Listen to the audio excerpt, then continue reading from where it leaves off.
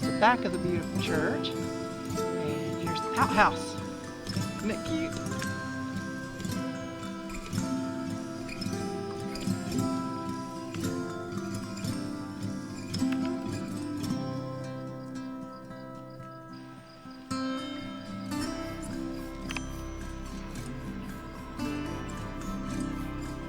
Hadn't been used in a while.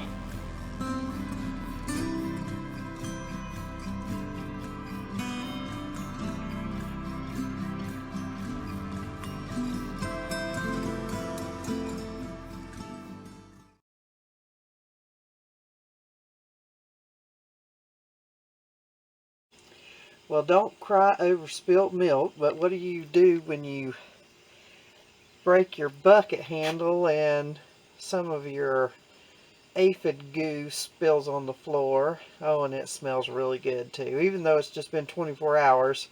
What a mess. Anyway, I'll clean that up in a little while. It's time to get to the sorghum patch, and this morning I got me a new bucket. Well, it's not a new bucket, but it's another bucket. The neem is already, we have some left over from yesterday, and I'm heading out to row number 1, and that was the row last week, you remember, that gave me so much trouble, and but it has since been sprayed with neem, and so this is a week later, and Lord willing, it's going to be just a little bit better this morning. So it's kind of wet out here. You can see how wet the grass is, but that's okay. It's still nice. It's still nice and cool. So we'll see how it is this morning. So here's my row right here, and it has really grown, and everything's looking beautiful. But it is wet.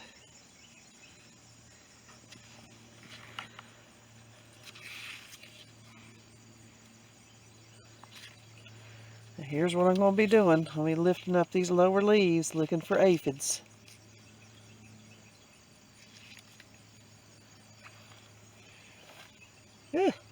Looks chilly. Let's get going. Now right here, you can see where I had to strip off a lot of the leaves at the bottom, or halfway up, because the aphids were so bad, and it continues on up the row. This is what I'm looking for. Those are aphids. And I don't know if you can see ants working because they love the aphid poop. Now we're going to put this one in my pocket, in my bucket. And it came from back here where I hadn't trimmed off any lower leaves. See, there's just a few right there. But then that one's okay. So this side hadn't been trimmed at all, so that I didn't find any. But I'm still taking off the bottom leaves because I think it helps deter them from going from plant to plant.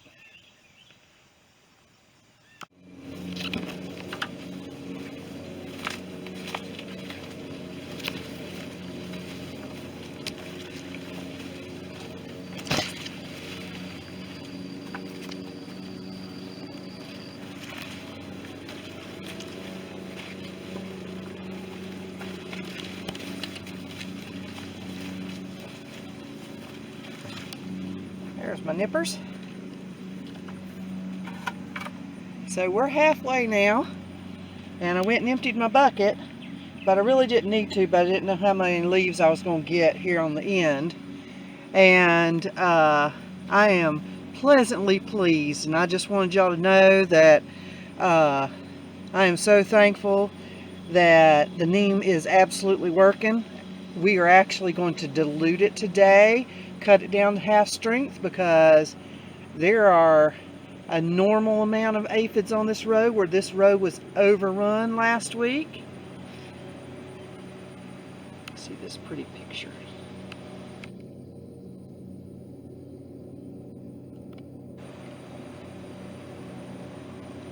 And so we're going to knock it down to half strength. Still going to do it every 7 days, but it is working. And Like I said, I just couldn't be more pleased. So let's get back to work and finish out this row.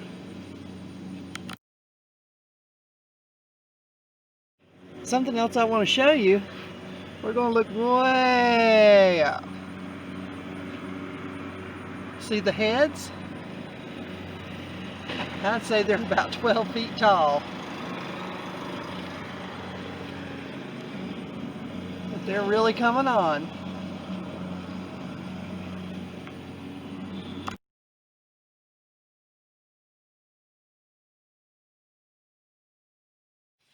Okay, the man is out here, my son Righteous, and because this row wasn't that bad, he's just giving it a light spray at the bottom.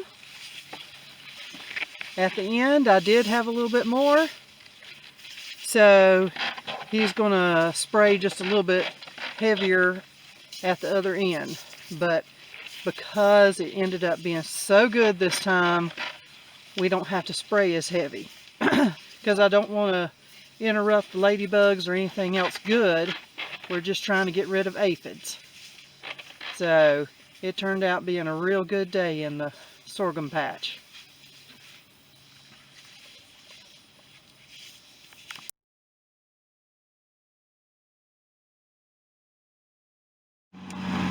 Well, because we've been spending so much time in the sorghum patch, everything in the garden's overgrown, needs to be picked, and just generally a mess.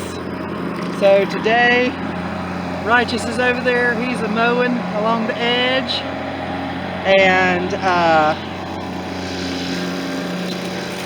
the green beans are looking great. The squash has seen its better days, but it's still providing. I'm right here picking the purple hulls, and these are tomatoes that are shot. The peppers are still putting on really good, and these are 2 rows we're fixing to clean up.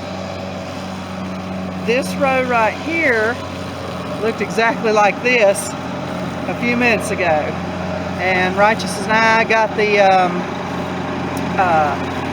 cattle panels out, and Miracle's going to come behind us and weed eat, and we're just going to make this look a whole lot better. This corn is putting on. It is almost ready to harvest, and then the corn beside of it is next. Here, lawnmowers and weed eaters are going. We're attacking this morning. This corn's coming on. This is nothing's been here for a while, so we're going to clean this up some more. Old corn out there, and the okra is doing wonderful. So hopefully when I show it to you again, this bank and everything needs to be cleaned up. It's going to look a whole lot better. So I'm going to get back to picking these peas and cleaning up weeds. I'll show you down through here.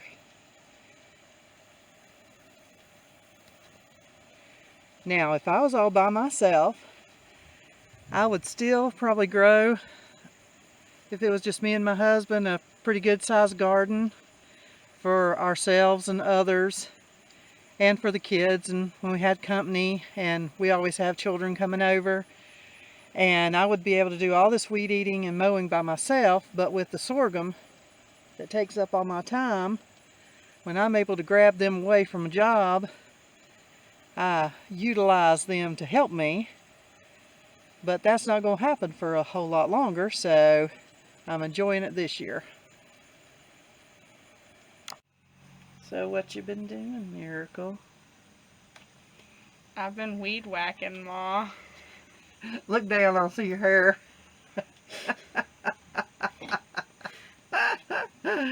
Thank you for weed eating around my garden. I'm adorable. I know.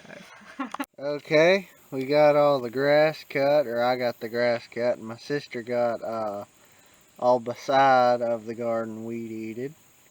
And then while I was mowing, Mama was picking peas right here in this row, and she was pulling up weeds, and when I got done I come and helped her finish up, and we got 2 big old baskets full of peas now. Now we're finishing picking the green beans. So show how much we got. Got a big old basket of green beans now. This is our first picking, ain't it, Mama? It's the second, but the first picking was real little. Yeah. Okay. Well, finally got done. And as I was picking, I was weeding that row. So it looks a whole lot better. And I know Rod just showed you down through here. But I got a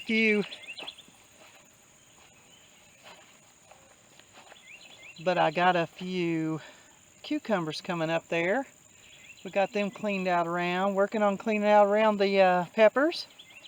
And here's that row. Miracle's got it all weed-eated. Don't that look great? And then she came down through here on the other side of this corn and weed-eated that. Now that's ready to till under. Look what a wonderful job around here.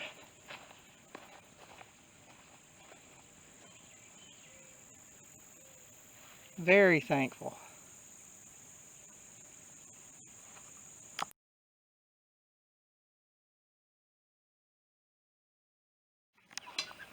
It's not going to be long now to where we're going to butcher these guys. They're just about to get there.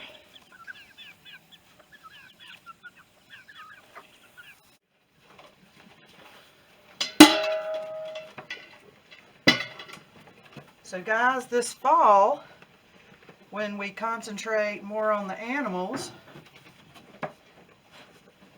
and trimming hooves and things like that, we're going to do a series on goat management, a real in-depth series of milking, trimming hooves, feed, fences, all the different things that if you want to have goats, and the pros and cons of cows and goats.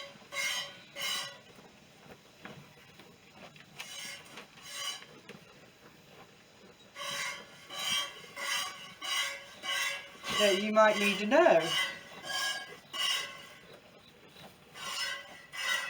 Now, I worked with cows for a long time, and we only have 5 acres and just 2 children.